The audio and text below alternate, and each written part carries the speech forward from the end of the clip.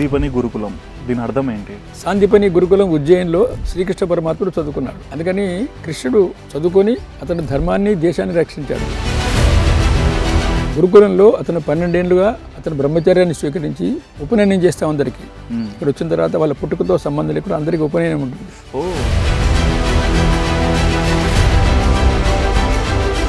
సంస్కృతము, మాతృభాష, ఆంగ్లము, హిందీ ఇందులో బాగా రావాలి. దీంతో పాటుగా యోగా నేర్చుకోవాలి, మలకమ్మ వ్యాయామం నేర్చుకోవాలి, ధనుర్విద్య నేర్చుకోవాలి, గుర్రపు స్వారీ నేర్చుకోవాలి. అప్పుడు విద్యార్థికి ఒక ఆత్మధైర్యము, ఆత్మస్థైర్యం వస్తుంది.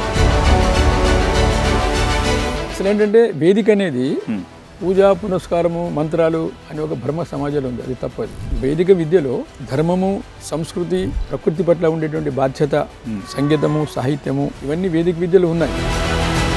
పిల్లల్ని కూడా చూశాను, చాలా సిస్టమేటిక్గా ఉన్నారు. పొద్దున్నే లేవడము, శుభ్రత కానీ, వాళ్ళు చేసే యోగా యాక్టివిటీస్ కానీ. ఇక్కడ ప్రతిరోజు అగ్నిహోత్రం చేయాలి, ఆ వేదిక మంత్రాలు చదవాలి వాళ్ళు. అవును. దానివల్ల మనిషికి సంస్కారం వస్తుంది, ఆత్మధైర్యం వస్తుంది. ఓం అగ్నియే నమః, ఓం వాయవే నమః. మనకు ప్రకృతి వల్లనే అన్నీ వస్తున్నాయండి. మనిషికి అహంకారం వచ్చింది తప్పితే ప్రకృతి లేకుంటే పైసా పనికిరా మనం ఖచ్చితంగా. కానీ ఈ ప్రకృతిని కొల్లగొడుతున్నాం. సంఖ్య పెంచుకొని పేపర్లో ఇచ్చి మాది ఇక్కడ వచ్చింది అలాంటి పోటీ కోసం మనం లేము. ఇదొక ప్రయత్నం. ఇది సందీపని గురుకులంలో విద్యార్థి ఆత్మవిశ్వాసంతో, ఆత్మస్థైర్యంతో, ధైర్యంతో, నీతి నియమాలతో జీవించగలుగుతాడు. అలాగే తన కాళ్ళ మీద తను నిలబడగలుగుతాడు. ఆర్థిక స్వావలంబనతో జీవించగలుగుతాడు. తనకు, తన కుటుంబానికి, తల్లిదండ్రులకి, గ్రామానికి, సమాజానికి నిస్వార్థంగా ప్రేమతో, భక్తితో, శ్రద్ధతో సేవ చేయగలుగుతాడు.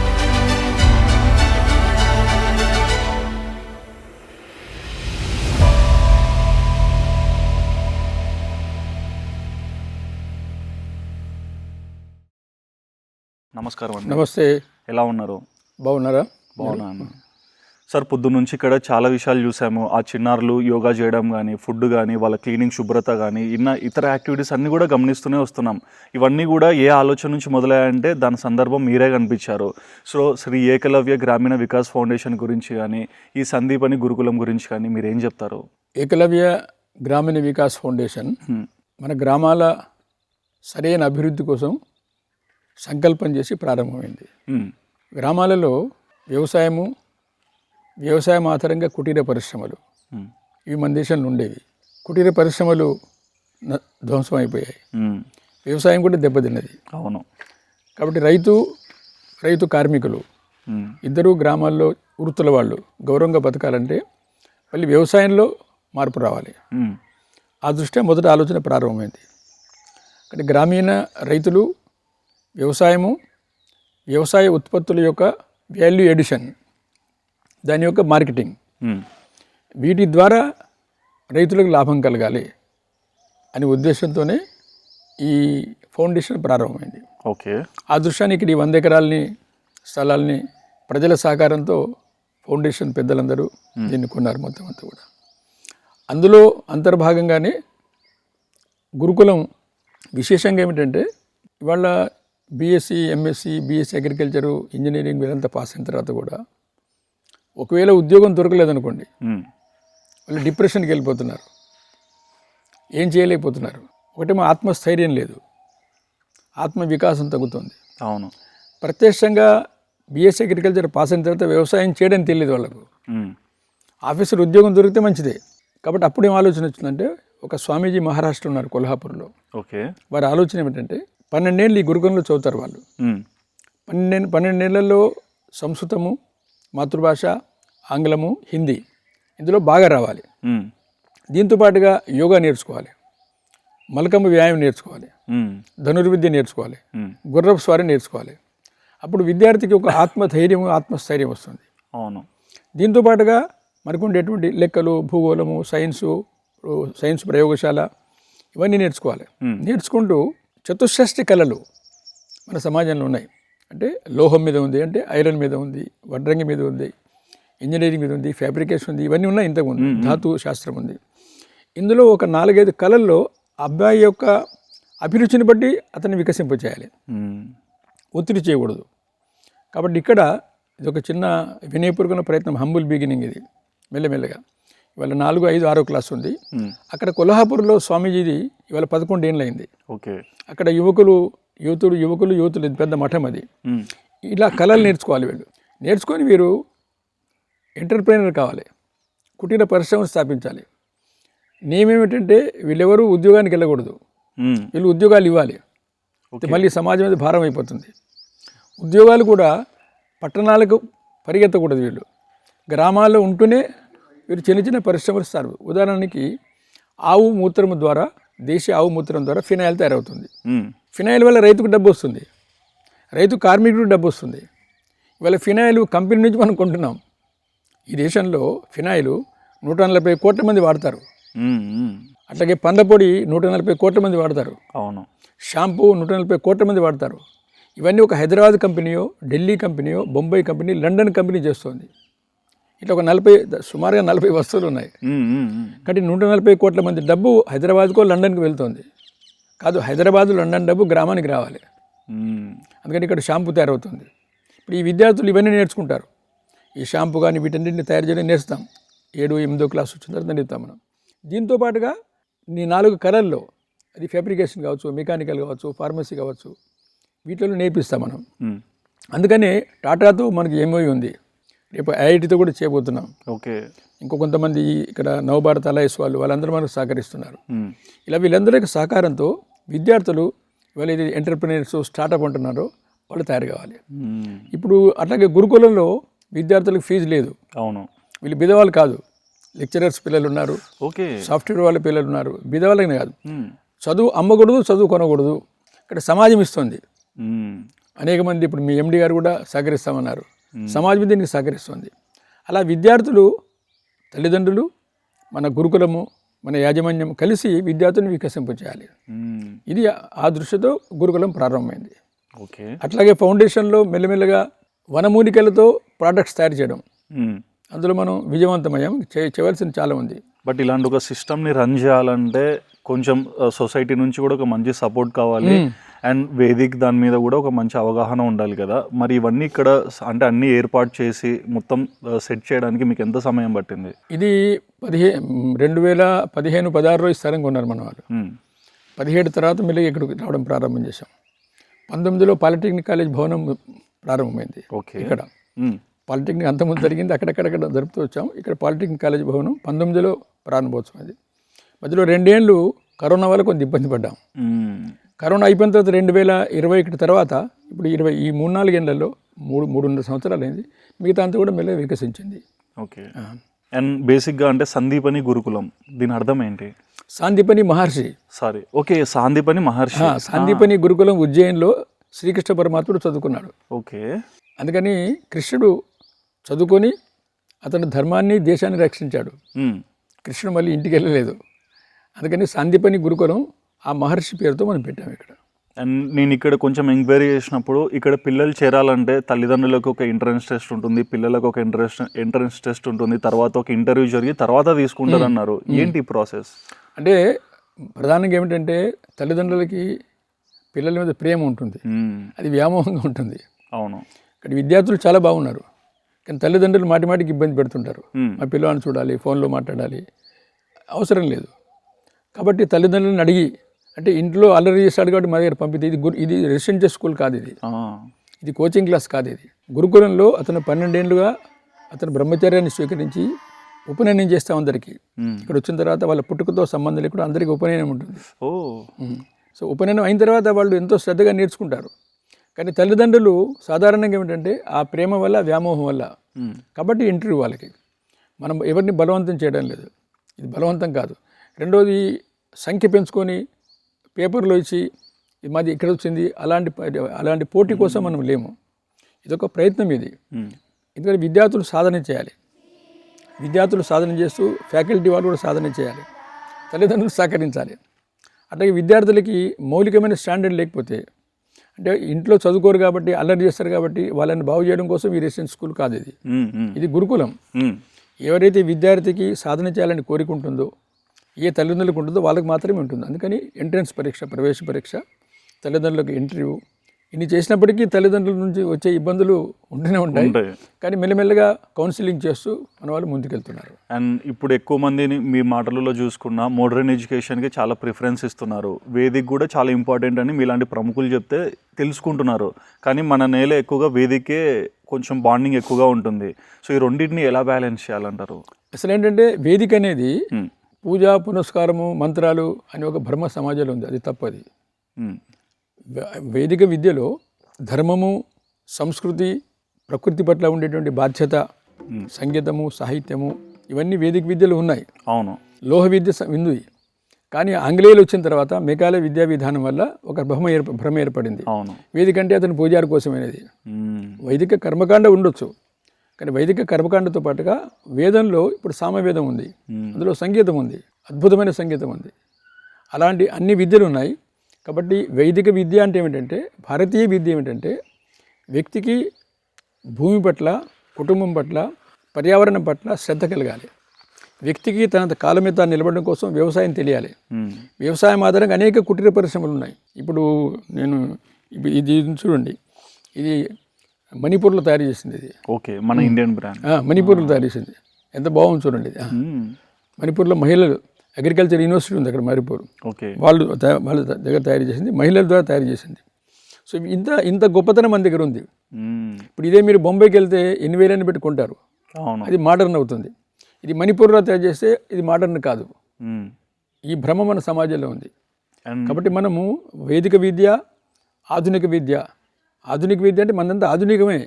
కానీ మనం ఏం చేశారంటే సనాతనము, ప్రాచీనము, పనికిమాలింది అని ప్రచారం చేశారు.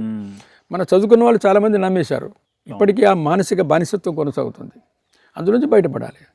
అండ్ ఇక్కడ చెట్లు ఇవన్నీ చూస్తున్నాము, ఇవి కూడా స్పెషల్గా తీసుకొచ్చి పెంచుతున్నారు. అండ్ ఇది కూడా ఒక దానికి యూజ్ అవుతుందనే సందర్భంలోనే తెచ్చారని విన్నాను. ఇప్పుడు ఇవన్నీ ఏంటంటే మెడిసినల్ ప్లాంట్స్.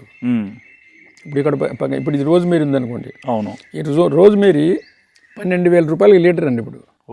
అవును అవును అవును, బయట 12,000. అవును. ఇప్పుడు దీన్ని మనం ఇక్కడ చేసాము, దీన్ని స్కేలప్ చేయాలి. ఇప్పుడు అక్కడ ఇంకా పెడుతున్నాం మనం. 2 ఎకరాలు వచ్చేస్తే మనమే ఆయిల్ ఎక్స్ప్లోర్ చేయొచ్చు. ఓకే. లేదు దీన్ని బైబ్యాక్ చేయడం కోసమని మిగతా కంపెనీస్ పంపిస్తాం. దీని తర్వాత రైతుల్ని ప్రోత్సాహపరిచి దాని ద్వారా ఇది బాగా వచ్చింది. ఇక్కడ మొన్న వర్షాలకి కొత్తగా దెబ్బతిన్నాయి, భయంకరమైన వర్షాలు ఉన్నాయి. కాబట్టి ఇప్పుడు రోజ్మేరీ ఉంది, అంటే అర్జున వృక్షం ఉంటుంది. ఇప్పుడు ఇలాంటిదే అక్కడ ఉన్నాయి, లోపల 12 వృక్షాలు ఉన్నాయి. ఓకే. అర్జునారిష్టాన్ని దాన్ని ఇప్పుడు టీ పొడి తయారు చేస్తున్నాం. అది హార్ట్కి చాలా మంచిది. అంటే చాయ్ పత్తా బదులుగా ఈ పొడి, పాలు, బెల్లం వేసుకోవాలి, పంచదార కాకుండా. అయితే తేనె వేసుకోవాలి. అద్భుతమైన పనిచేస్తుంది. ఇప్పుడు సర్పగంధ, అశ్వగంధ, ఆలోవేరా. ఇప్పుడు ఆలోవేరా సబ్బులో ఇది 8 మాసాల పంట అండి. ఓకే.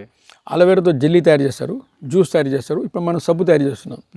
చర్మానికి చాలా గొప్ప ఉపయోగం ఉంది. మనం తయారు చేస్తున్నాం, అక్కడ కేవీకేలో తయారు చేస్తున్నాం. ఇప్పుడు ఆలోవేరా దీనివల్ల ఇది 8 మాసాల పంట అయితే 4 మాసాలు మళ్ళీ పనిచేస్తుంది. సంవత్సరం సాధారణంగా తక్కువ 1,50,000 రూపాయలు రైతుకు వస్తాయి తప్పకుండా. ఇది హ్యాండ్ మేడే. అవును. మిషన్ అక్కర్లేదు, చేతితో తయారు చేయొచ్చు. ఇప్పుడు మహిళలు తయారు చేస్తున్నారు. కాబట్టి ఏమైంది, ఇప్పుడు దీనివల్ల రైతుకి లాభం వస్తుంది. రెండోది, కోతులు ఎక్కడైతే ఇబ్బంది పెడుతుంటాయో కోతులు వీటిని తినవు. అవును, తినలేవు. మిగతా అన్ని కోతులు తినేస్తున్నాయి, ఇబ్బంది పెడుతున్నారు. కాబట్టి వీటి వల్ల అంత ఉపయోగం ఉంది. అయితే ఇవన్నీ రైతులకు ఇప్పుడు తెలియదు. ఇప్పుడు మన మునగ చెట్టు ఉందండి, అక్కడ ఉంచండి, అక్కడ మునగ. ఆ మునగ ఇవాళ మోరింగా పౌడర్ అంటున్నారు. చాలా కాస్ట్లీ. మోరింగా ఆకుల్ని చపాతీలు వేసుకొని ప్రధానమంత్రి తింటే ఇప్పుడు దానికి బహుళ ప్రచారం వచ్చింది. మోరింగా పౌడర్ ప్రపంచం మొత్తంలో ఇవాళ డిమాండ్ ఉంది. ఇప్పుడు ఏం జరుగుతుంది, మళ్ళీ మోరింగా కూడా మళ్ళీ ఏదో కంపెనీ, బొంబాయి కంపెనీ తీసుకెళ్తుంది. మళ్ళీ వారంతా మోరింగా పౌడర్ చేస్తారు, స్పైసీ పౌడర్. మళ్ళీ మీ దగ్గరికి వస్తుంది, మీరు మళ్ళీ వేడుకుంటారు దాన్ని. కాదు, ఇప్పుడు ఈ మోరింగా దీనివల్ల ఇప్పుడు మనం రైతుకి ఈ మోరింగా పౌడర్ తీసుకొస్తే, మోరింగా ఆకులు తెస్తే కిలోకి 30 రూపాయలు ఇస్తున్నాం. మా యోజన ప్రకారంగా ఇంకో 2-3 నెలలు పోతే 40 రూపాయలు ఇవ్వచ్చు. ఆ తర్వాత కొద్ది రోజుల తర్వాత రైతులకి నేర్పిస్తాం మనం గ్రామాల్లో. మీరు క్వాలిటీ కంట్రోల్ చేయాలని నేర్పండి, మార్కెటింగ్ సహాయం చేసి పెడతాం. ఇలా ఇవన్నీ మెడిసినల్ ప్లాంట్స్ రాయ్పూర్లో సైంటిస్ట్ ఉన్నారు, ఛత్తీస్గఢ్ గవర్నమెంట్లో. వాళ్ళు మనకు సాయం చేస్తున్నారు. వాళ్ళతో ఎంఓయూ చేసుకున్నాం మనం. లోపల అక్కడ అవి చూడండి మీరు, అది సింధూర్ అంటారు. సింధూర్ కలర్స్ అండి. మన జిలేబీలో కానీ, ఫుడ్స్లో కానీ ఇది మొత్తం ప్రపంచం మొత్తంలో డిమాండ్ ఉంది దానికి. ఇంకా పెరుగుతాయి బాగా అవి. అందులో నుంచి పైకి వస్తాయి. అది న్యాచురల్ కలర్స్ అనమాట, ఇందులో కెమికల్ ఉండదు. సో ఇదంతా కూడా మెడిసినల్ ప్లాంట్స్ ఏదైతే ఉందో వట్టివేరు మీరు చూస్తారు ఎంత లాభం ఉందో వట్టివేరు వల్ల. సో ఇవన్నీ మనం ఇక్కడ ప్రయోగం చేస్తున్నాము. తర్వాత రైతులకు నేర్పి ముందు రైతుల్ని ప్రోత్సాహపరచాలి, రైతులకు నచ్చ చెప్పాలి, ఇక్కడ విశ్వాసం కలగదు. దాని తర్వాత మార్కెటింగ్ చేయించాలి. ఆ ప్రయత్నం ఇవన్నీ కూడా ఇప్పుడు విద్యార్థులకి ఇవన్నీ చూపెడతాం మనం. విద్యార్థులు ఈ రోజున ఏమిటంటే మేము ఎట్లా బతకాలి అనిపిస్తుంది. ఇవన్నీ చూసిన తర్వాత అరే ఫినాయిల్తో సంపాదించుకోవచ్చు, మనం రోజ్మేరీతో సంపాదించుకోవచ్చు. రోజ్మేరీ ఎప్పుడైతే ఎక్స్ట్రాక్షన్ చేస్తున్నామో ఆయిల్, ఇట్ బికమ్స్ ఇండస్ట్రీ. అవును, మిషనరీకి 25,000, 30,000, 2 లక్షలు, 3 లక్షలు ఖర్చు అవుతుంది. ప్రభుత్వం సబ్సిడీ ఇవ్వచ్చు కాక, లేదా ప్రజలు సహకారం చేస్తారు. ఇలా వీటన్నిటి మధ్యలో పెరగడం వల్ల విద్యార్థికి చాలా విశ్వాసం వస్తుంది.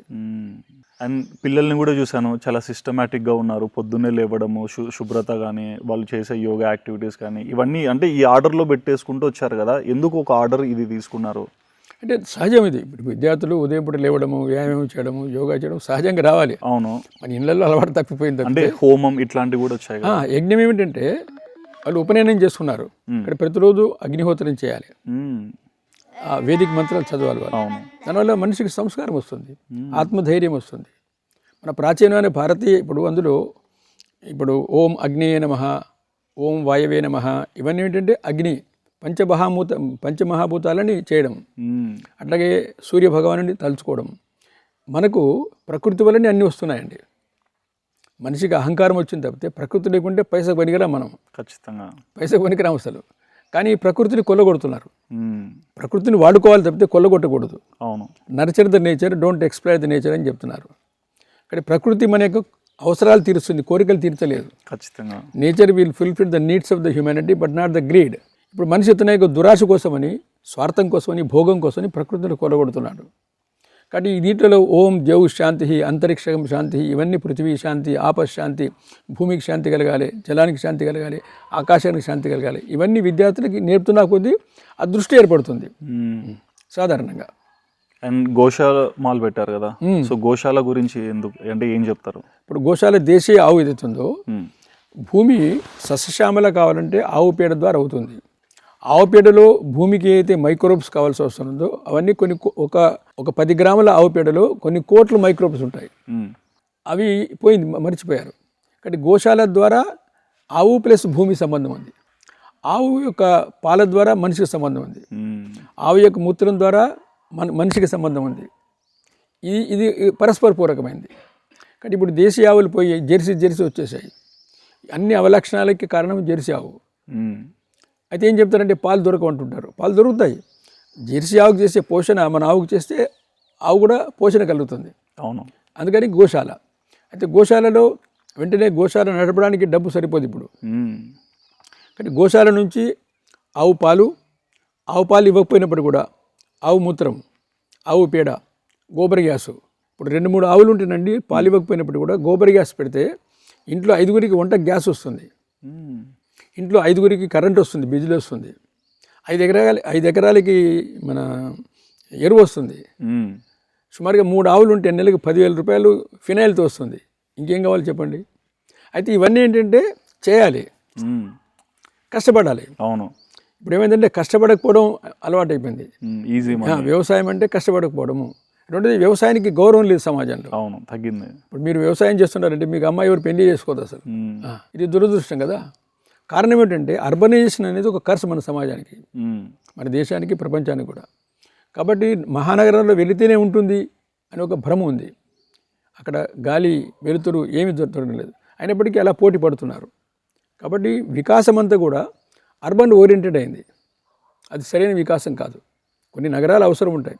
మీరు అమెరికా వెళితే అమెరికాలో అనేక జిల్లా కేంద్రాలు పెద్ద నగరాలు కావండి, చిన్న గ్రామాలు ఉంటాయి. న్యూయార్కు, చికాగో, 3-4 నగరాలు తీసేస్తే మీకు మిగతా నగరాలన్నీ గ్రామాలు ఉంటాయి. కేవలం మన దగ్గర మాత్రమే అలా పెంచేసేస్తున్నారు. అండ్ గ్రామాలు దరిద్రం అయిపోయాయి. మన దృష్టి ఏమిటంటే సమయం పడుతుంది, it is the long way, అయినప్పటికీ there is no other way. గ్రామాలలో ఉండాలి. గ్రామాల్లో కష్టపడే యువతులు నెలకు 25,000, 30,000 సంపాదించుకోవాలి. అయితే కొంతమంది ఏం చెప్తారంటే ఎవరు వింటారు మీ మాట అంటున్నారు. వినకపోవచ్చు. ఉదాహరణకి 100 మంది యువకులు ఉంటే 20 మంది వింటారు. 20 మందిని అడ్రస్ చేయాలి మనం. వాళ్ళు ఎప్పుడైతే బాగుపడతారో మిగతా 80 మంది మీ దగ్గరకు వస్తారు. ఖచ్చితంగా. ఇవాళ ఏమిటంటే గ్రామాలలో ఇలా పనిచేసే సంస్థలు లేవండి. గ్రామాల పేరు చెప్పి మార్కెటింగ్ చేసే సంస్థలు ఉన్నాయి. మనం అనుకుంటే ఏమిటంటే గ్రామాల్లోనే ఉండాలి, గ్రామాల్లో పనిచేయాలి, గ్రామాలు పైకి రావాలి, గ్రామాల వ్యక్తులు పైకి రావాలి. ఇది చాలా కష్టమైన పని. అవును. కానీ ఇంతకంటే వేరే మార్గం లేదు, చేయాల్సిందే. బట్ అంటే ఈ Ekalavya Vikas foundation main intention ఏంటి సార్? అంటే ఎందుకు ఎక్కువగా విలేజెస్ని టార్గెట్ చేసి దాన్ని డెవలప్ తీసుకొస్తే మిగతావన్నీ మారుతాయని అంటున్నారు? ఏంటంటే గ్రామాల్లో అందరూ మైగ్రేషన్ అయిపోతున్నారు బతకలేక. ఇది మనకు క్షేమకరమైనది కాదు. అవును. కాబట్టి గ్రామాలలో ఉండాలి, వ్యవసాయం ఉండాలి, వ్యవసాయం ఆధారంగా కుటీర పరిశ్రమలు ఉండాలి. నేను ప్రారంభంలో మీకు చెప్పినప్పుడు సగం పరిశ్రమలు అండి తిండికి సంబంధించినవిగా. సగం పరిశ్రమలు ఇప్పుడు మనం కుట్టు మిషన్ నేర్పుతున్నాం. ఇక్కడ ఇప్పుడు జింగుర్తిలో 40 మంది నేర్చుకుంటున్నారు గ్రామంలో. రేపు జింగుర్తి గ్రామంలో మహిళలు డ్రెస్ తయారు చేస్తారు రెడీమేడ్. ఇక్కడ నుంచి హైదరాబాద్కి వెళుతుంది, కరీంనగర్ వెళుతుంది, ఈ జిల్లా అంతా వెళుతుంది. ఇప్పుడు ఈ జిల్లాలో ఉండే అటువంటి అనేక చోట్ల రెడీమేడ్ డ్రెస్ ఎక్కడ తెస్తున్నారు? హైదరాబాద్ నుంచి, కలకత్తా నుంచి తెస్తున్నారు. మన దగ్గర ఆ రకంగా గ్రామాల్లో స్వాభిమానంతో బతకాలి, దురాశతో అక్కర్లేదు, భోగం అక్కర్లేదు, సుఖంగా బతకాలి. ఇక్కడ గ్రామాలు డెవలప్ కావాలి. అంటే అసలు ఇంగ్లీష్ వాళ్ళు రాకముందు మన గ్రామంలో దారిద్ర్యం లేదు. అవును. 1757కు ముందు మన గ్రామంలో దారిద్ర్యం లేదు. అప్పటికి కరెంటు లేదు. కానీ గ్రామంలో వ్యవసాయం ఉండేది. వ్యవసాయం ఆధారంగా కుటీర పరిశ్రమలు ఉండేవి. మన దేశంలో నాయకులందరూ ఏం చెప్తారంటే భారతదేశం వ్యవసాయ ప్రధాన దేశం అంటారు. తప్పది. భారతదేశం వ్యవసాయాన్ని ప్రధాన దేశము, కానీ కుటీర పరిశ్రమ ఆధారమైన దేశము కూడాను. 1800 వరకు మనము ప్రతి సంవత్సరం 1,00,000 టన్నులు స్టీల్ యూరోప్ ఖండానికి ఎగుమతి చేసాం మనం. ఓకే. ఈ దేశం నుంచి మీరు గూగుల్లో చూసుకోండి. Doctor Brown British royal society chairman statement ఉంది. Best steel at the cheapest rate we are getting from India.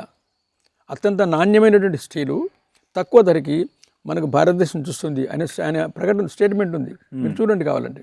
తర్వాత ఏమైంది? ఎప్పుడైతే యూరోప్ వాళ్ళు వచ్చి మన దేశంలో దోపిడీ చేశారో మన కుటీర పరిశ్రమని విధ్వంసం చేశారు. మన వ్యవసాయాన్ని నడ్డి వేరగొట్టారు. అవును. మనం నష్టపోయాం. ఇప్పుడు అదే కొనసాగుతోంది. అదే నేను వినింది కూడా మన దేశంలో ఎక్కువగా మిల్లెట్స్ పండేటివని విన్నాను. ఇక్కడేనండి. ఇప్పుడు ఇక్కడ జొన్నలు, రాగులు. ఈ వికారాబాద్ జిల్లాలో జొన్నలకి, జొన్న రొట్టెకి ప్రసిద్ధి. ఇప్పుడు ఏమైంది? కేవలం బియ్యము, గోధుమలు బియ్యం అంతే అయిపోయింది. అది. అవును. ఎన్నో మార్చేశారు. అండ్ బేసిక్గా అంటే లైక్ మన సమాజం ఎక్కువగా ఈ పొలిటికల్ పార్టీస్ వల్లనే ఈ ఇబ్బందులు పడుతుందంటారా? కేవలం పొలిటికల్ పార్టీస్ కాదు, సమాజం మొత్తంలో కూడా వికాలయ విద్యా విధానం వల్ల మొత్తం మార్పు వచ్చింది. అవును. అదే కొనసాగుతుంది. ఇప్పుడు కదా నూతన విద్యా విధానం ప్రవేశపెట్టారు ఇన్నేళ్ల తర్వాత, 70 ఏళ్ళ తర్వాత. అలాగే ఇప్పుడు విద్యలో భారతీయ జీవన విలువలు, భారతీయ సంస్కృతి, ఆవు వ్యవసాయము, న్యాచురల్ ఫార్మింగు, ఆర్గానిక్ ఫార్మింగు ఇప్పుడు కొంత ప్రారంభమైంది. రెండోది స్వార్థపరులు ఎక్కడైనా ఉంటారు. అవును. స్వరాజ్యం వచ్చిన తర్వాత మన మొత్తం స్వరాజ్యం వేరు, స్వతంత్రం వేరు. మనకు స్వరాజ్యం వచ్చింది రాజకీయంగా, కానీ స్వతంత్రం రాలేదు. ఓకే. స్వతంత్రం అనేది ఏమిటంటే విద్యా విధానంలో, పరిశ్రమల్లో, ఆరోగ్యంలో, అన్నింటిలో కూడా మనదైన తంత్రం రావాలి. మన తంత్రం రాలేదు. సో ఆ దృష్ట్యా స్వతంత్రం అంటే ఇవన్నీ వస్తాయి. కాబట్టి స్వతంత్రం ఇప్పుడు రావడానికి ప్రయత్నం జరుగుతుంది కొంత. అందుకని ఇప్పుడు సాధారణంగా ఏమిటంటే ప్రభుత్వంలో పనిచేసే వ్యక్తులు, గవర్నమెంట్ ఆఫీసర్సు, వ్యవసాయంలో పనిచేసేవాళ్ళు, అయితే ఆరోగ్యంలో పనిచేసేవాళ్ళు, వాళ్ళందరూ కూడా సహకరిస్తున్నారు. వాళ్ళు కూడా చాలామంది మంచి వాళ్ళు ఉన్నారు. కొద్దిమంది స్వార్థపరులు ఉన్నప్పటికీ చాలామంది మంచి వాళ్ళు ఉన్నారు. రాజకీయాల్లో కూడా మంచి వాళ్ళు ఉన్నారు. వాళ్ళందరూ సహకారం తీసుకుంటున్నాం. ఇది ఏ రాజకీయానికి సంబంధం లేదు. ఇది ఇప్పుడు ఇక్కడ ఉండే ఎమ్మెల్యే గారు, ఇక్కడ నుండి వీళ్ళందరూ ఎమ్మెల్సీ గారు, ఇక్కడ నుండి గ్రామ పంచాయతీ వాళ్ళు, ఇక్కడ నుండి వికారాబాద్ జిల్లా అందరూ కూడా సహకరిస్తారు. కారణం ఏమిటంటే ఇది రాజకీయానికి సంబంధించింది కాదు. రాజకీయాలు మనుషుల్ని తీరుస్తాయి. ఇది ఈ సంస్థ అందరినీ కలుపుతుంది. మరి మొత్తంగా ఎవరన్నా పేరెంట్స్ వాళ్ళ పిల్లల్ని ఇక్కడ చేర్పించాలంటే సో వాళ్ళు ఎటువంటి ఆలోచనతో ఉంటే ఇక్కడికి రమ్మని చెప్తారు? అందుకని తల్లిదండ్రులకి తమ పిల్లలు ఒకటేమో విద్యావంతులు కావాలి, కానీ బుద్ధిమంతులు కావాలి, కానీ నీతిమంతులు కావాలి, వాళ్ళకి జీవన విలువలు కావాలి, ప్లస్ వాళ్ళ కారు మీద వాళ్ళు నిలబడాలి. ఉద్యోగం కోసం వెంపర్లాడకుండా వాళ్ళు స్వతంత్రంగా బతకాలి. అలాంటి కోరికున్న ప్రతి పేరెంట్కి మనం చెప్తున్నాం, వాళ్ళకే పర్మిషన్ ఇస్తాం మనం. సో ఓవరాల్గా సందీపిని గురుకులం గురించి ఒక మాటలో చెప్పాలంటే ఏం చెప్తారు? సందీపిని గురుకులంలో విద్యార్థి ఆత్మవిశ్వాసంతో, ఆత్మస్థైర్యంతో, ధైర్యంతో, నీతి నియమాలతో జీవించగలుగుతాడు. అలాగే తన కాళ్ళ మీద తను నిలబడగలుగుతాడు. ఆర్థిక స్వావలంబనతో జీవించగలుగుతాడు. తనకు, తన కుటుంబానికి, తల్లిదండ్రులకి, గ్రామానికి, సమాజానికి నిస్వార్థంగా ప్రేమతో, భక్తితో, శ్రద్ధతో సేవ చేయగలుగుతాడు. ఇది శాంతి పని కొరకు. అంటారు కదా సార్, ఈ రోజు పిల్లలే రేపటి పౌరులని. సో అదే మీరు తయారు చేస్తున్నారు. అందరం సమాజం అంతా సహకారంతో మనం తయారు చేస్తున్నాం ఇది. But thank you so much. ఇక్కడ అనేక మంది మన ట్రస్టీస్ అందరు కూడా స్వచ్ఛందంగా ఇక్కడ తాండూరులో ఉన్నారు, శంకరపల్లిలో ఉన్నారు. అక్కడ నుంచి మీకు పరిచయం చేస్తాను. హైదరాబాద్ నుంచి వచ్చి వాళ్ళందరూ కలిసి చేస్తున్నారు. సమాజం అంతా సహకరిస్తుంది. ఇప్పుడు ఈ విద్యార్థుల కోసమని భారతదేశంలో అనేక చోట్ల నుంచి అందరూ సహకరిస్తారు. బట్ నిజంగా మీరు చేసే కార్యం అయితే చాలా గొప్పది. దాంట్లో మేము కూడా ఒక భాగమైనందుకు we are so happy sir. Thank you so చాలా మచ్. చాలా ధన్యవాదాలు.